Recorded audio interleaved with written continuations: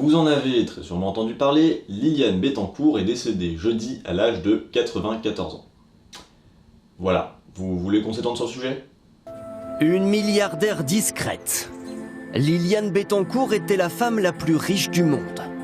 Héritière d'un empire industriel dont elle a toute sa vie conforté l'hégémonie. Ce qui est passionnant avec Liliane Bettencourt, c'est la relation qu'elle a eue avec son père et donc la non-relation qu'elle a eue avec sa fille. Je sais pas ce qu'ils ont voulu apporter avec ce sujet, mais en tout cas, il y a bien quelque chose qui se sont empêchés de traiter. Et c'est pas le Gorafi, si jamais. On savait depuis l'année dernière qu'elle aurait déjà contribué indirectement au financement de l'État islamique en négociant des laissez-passer pour le transit de ses marchandises, mais ce qu'a révélé Le Monde jeudi va plus loin. Dans le cadre de l'enquête en cours, Bruno Pecheux, PDG de la filiale syrienne de Lafarge jusqu'en juin 2014, aurait affirmé avoir vu le nom de Daesh sur des documents internes.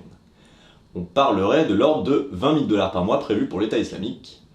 Pire, je cite, la décision du leader mondial des matériaux de construction de rester en Syrie a reçu l'aval des autorités françaises, avec lesquelles le groupe était en relation régulière entre 2011 et 2014. Et apparemment, le gouvernement français aurait fortement incité le groupe à rester en Syrie pour préparer l'après-guerre civile.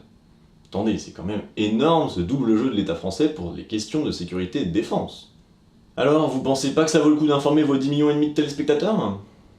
Bon, attention, je vous invite pas à parler de sujets négatifs tout le temps.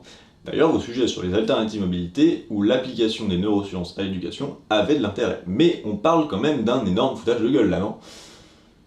Bref, vous le voyez, encore une fois, il est très important de filtrer les informations et de diversifier leurs sources. Et puis, bah, si je peux aider, c'est cool. Ah oui, j'oubliais, au cas où vous n'en auriez pas encore entendu parler, Florian Philippot a quitté le Front National. Voilà, je vous en parle parce qu'apparemment, ça aussi, ça méritait des sujets de 4 minutes.